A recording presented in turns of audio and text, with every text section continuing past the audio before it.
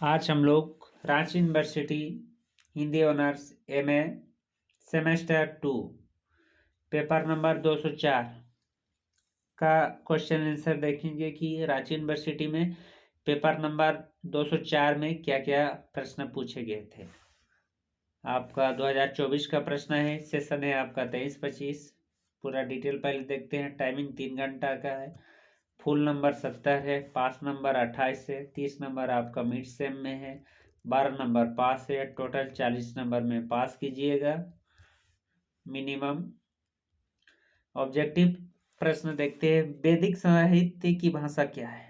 जो वैदिक साहित्य है उसका भाषा क्या है। जैसे वैदिक साहित्य का भाषा क्या होगा, वैदिक संस्कृत होगा। तो वैदिक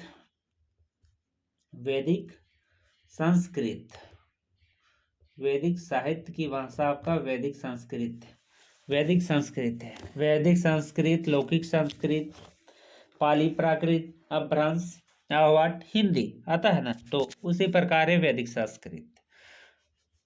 उसके बाद है पूर्व मेघ के रचनाकार कौन है। पूर्व मेघ के रचनाकार है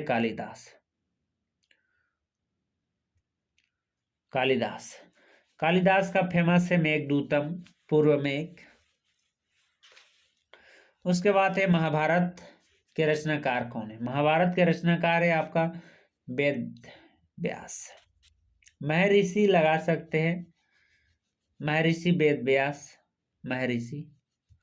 महर्षि वेद व्यास। घ नंबर का प्रश्न है आपका संस्कृत भाषा के जनक किसे माना गया है। संस्कृत भाषा के जनक आपको पाणिनि,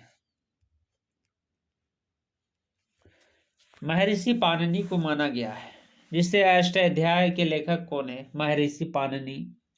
संस्कृत व्याकरण के जनक कौन है, महर्षि पाणिनि। संस्कृत भाषा के जनक कौन है, महर्षि पाणिनि। तो इसका राइट आंसर है पाणिनि, महर्षि पाणिनि को माना जाता है। एक उपजीवी महाकाव्य का नाम लिखे। एक उपजीवी महाकाव्य में आता है आपका महाभारत, आपका महाभारत। उसके बाद आता है आपका रामायण, महाभारत और रामायण। 5 नंबर का प्रश्न में चलते हैं। एक प्रश्न का उत्तर देना होगा। भारतीय साहित्य की प्रमुख विशेषताओं पर प्रकाश डालें। जो भारतीय साहित्य की प्रमुख विशेषता क्या होता है। सिंगारिक रस, वीर रस, भक्ति रस। तो उस टाइप से आपको जो विशेषता है, विशेषता के बारे में डिटेल लिखना होगा। घ नंबर का प्रश्न है वैदिक साहित्य का परिचय दे। वैदिक साहित्य में वेद लिखे गए, उपनिषद लिखे गए, तो वैदिक साहित्य का परिचय देना होगा। 3 नंबर का प्रश्न यानी खंड बी में चलते हैं। 4 प्रश्न रहेंगे 15 नंबर का करके 60 नंबर होगा, जिसमें आपका 6 रहेंगे, 2 एक्स्ट्रा रहेंगे, जिसमें 4 का जवाब देना होगा। किन्हीं 4 प्रश्न का उत्तर दे, यहाँ लिखा हुआ है आपका। पहला प्रश्न है आपका भारतीय साहित्य राष्ट्रीय एकता का प्रतीक है, तर्क सहित व्याख्या करें। जो भारतीय साहित्य राष्ट्रीय एकता का प्रतीक है, तर्क सहित व्याख्या करें। इसमें आपका जो भारतीय साहित्य एकता का प्रतीक है, तर्क सहित व्याख्या करना होगा कि भारतीय साहित्य में सबको वसुधैव कुटुंब, सबको एक साथ रहने का बात क्या है। घ नंबर का प्रश्न है आपका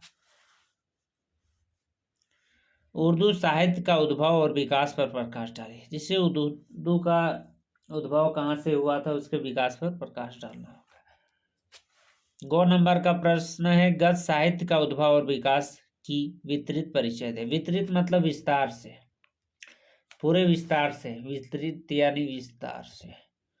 संक्षेप यानी शॉर्ट में, लघु या संक्षेप। तो पूरे विस्तार के साथ आपका गद्य साहित्य का परिचय देना होगा। गद्य पद्य।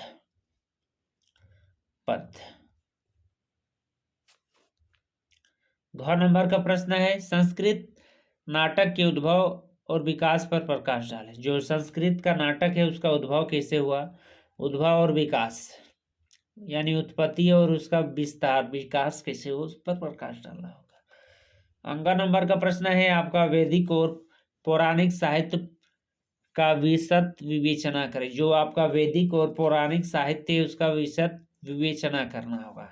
4 नंबर का प्रश्न है, आख्यान साहित्य से आप क्या समझते हैं, इसका उद्भव और विकास पर प्रकाश डालें। जो आख्यान साहित्य से आप क्या समझते हैं, उसके उद्भव और विकास पर प्रकाश डालें। इसका उद्भव और विकास पर प्रकाश डालना होगा। इसी का साथ हमारा 204 का भी प्रश्न खत्म हुआ। इससे पहले हम लोग 201, 202 और 203 का भी क्वेश्चन बनाए हैं।